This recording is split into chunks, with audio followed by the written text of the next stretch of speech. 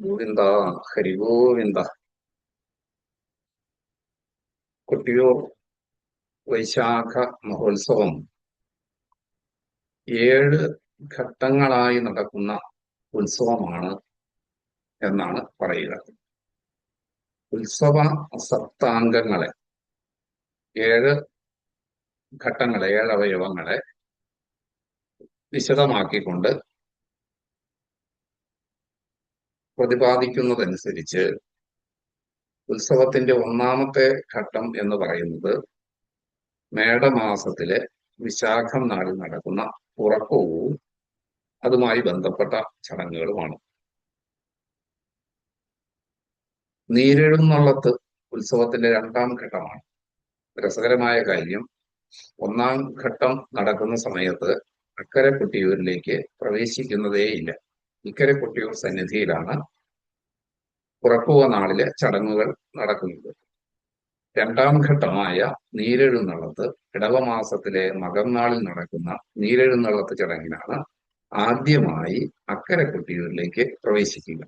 അക്കരെ കടക്കൽ എന്ന ചടങ്ങോടുകൂടി ഒറ്റപ്പിലാൻ പണിക്കര് കുറിച്യ സമുദായാംഗമായ ഭഗവത് സ്വയംഭൂ ആദ്യമായിട്ട് കാണുകയും നാലോകർക്ക് ആ ഭഗവത് സാന്നിധ്യത്തെ കാണാനും അനുഭവിക്കാനും അവസരം ഉണ്ടാക്കി കൊടുക്കുകയും ചെയ്ത പുണ്യവാനായ ആ വനവേടന്റെ പിന്മുറക്കാരനായിട്ടുള്ള ഒറ്റപ്പിലാൻ സ്ഥാനികൻ മുന്നേ നടന്ന് ഇക്കര ക്ഷേത്രത്തിലെ ജന്മശാന്തിയായ പടിഞ്ഞീറ്റ നമ്പൂതിരിയും അടിയന്തര യോഗവും അനുഗമിച്ച് വാവലിപ്പുഴയിൽ നിന്ന് കൂവയിലെയും ജലം ശേഖരിച്ച് അക്കരയ്ക്ക് കടക്കുന്ന ആ നീരെഴുന്നള്ളത്ത് എന്ന ചടങ്ങ് അക്കരെ പ്രവേശിച്ച് ആ ഭഗവത് സന്നിധിയിൽ ആദ്യമായിട്ട് പ്രവേശിച്ച് നിർവഹിക്കുന്ന ചടങ്ങുകൾക്ക് ശേഷം ഇക്കരയ്ക്ക് തിരിച്ചു മടങ്ങുകയും ചെയ്യും.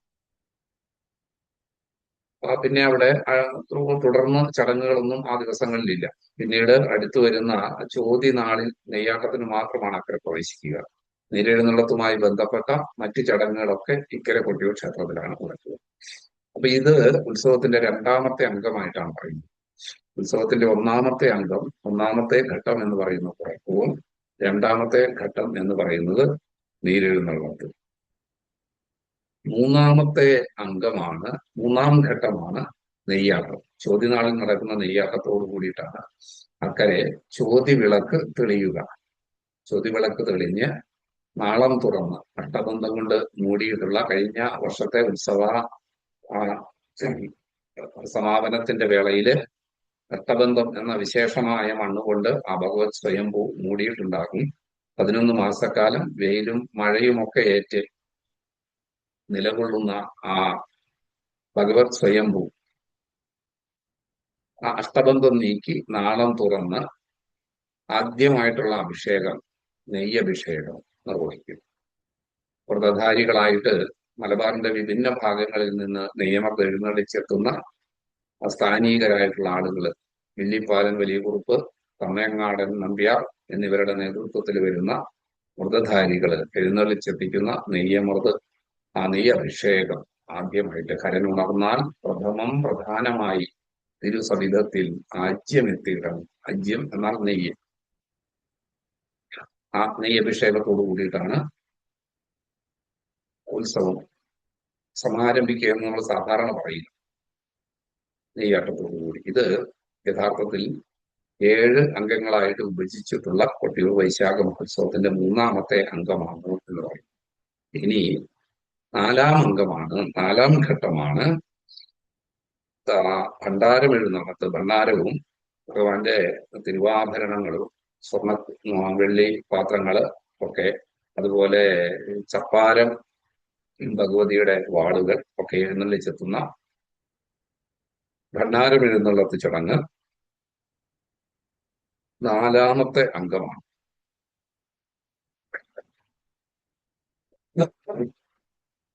5ാം അംഗം അഷ്ടമി ആരാധനയാണ് എന്ന് പറയുന്നത്. അഷ്ടമി ആരാധന അഷ്ടമി തിഥിയിൽ നടക്കുന്ന ആരാധന. ചോതിയിൽ നടക്കുന്ന നെയ്യാട്ടം, വിശാഖത്തിന് നടക്കുന്ന ഭണ്ഡാരം എഴുന്നള്ളത്ത്, അതുപോലെ മകംനാളിൽ നടക്കുന്ന നീരെഴുന്നള്ളത്ത്, മേടവിശാഖത്തിന് നടക്കുന്ന പുറപ്പോഴും ഇവയെല്ലാം നാളുകളുടെ അടിസ്ഥാനത്തിലാണെങ്കിൽ അഷ്ടമി ആരാധന അഷ്ടമി തിഥിയിലാണ്. അതുപോലെ ഇളനീരുവെപ്പ്, ഇളനീരാട്ടം എന്നീ ചടങ്ങുകളും സപ്തമി അഷ്ടമി തിഥികളിലാണ് നടത്തുക. ഇവിടെ അഷ്ടമി ആരാധന ഉൾപ്പെടെയുള്ള കാര്യങ്ങൾ അഞ്ചാമത്തെ അംഗമാണ് എന്ന് പറഞ്ഞിരിക്കുന്നു. ഇനി ആറാം അംഗം എന്ന് പറയുന്നത്, ആറാം അംഗം മകം നാളിൽ നടക്കുന്ന, ഇടവമാസത്തിലെ മകം നാളിൽ നടക്കുന്ന കലം വരവ്. ആ കലം വരവ് തുടർന്നുള്ള ചടങ്ങുകളാണ് ആറാമത്തെ അംഗം. ഏഴാം അംഗമായിട്ട് പറയുന്നത്, ഏഴാമത്തെ ഭാഗമായിട്ട് പറയുന്നത് വിശേഷമായിട്ടുള്ള ചിത്തിര നാളിലെ കലശാട്ടമാണ്.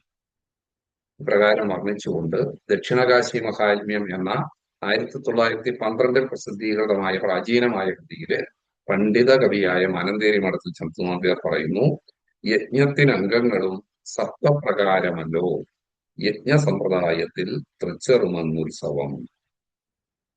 ഇപ്രകാരം 7 അംഗങ്ങളോട് കൂടിയതാണ് തൃച്ചെറുമന്ന് എന്ന കൊട്ടിയൂർ മഹാക്ഷേത്രത്തിലെ ഉത്സവം എന്ന് പറയുന്നത്. ഗോവിന്ദ, ഹരി ഗോവിന്ദ.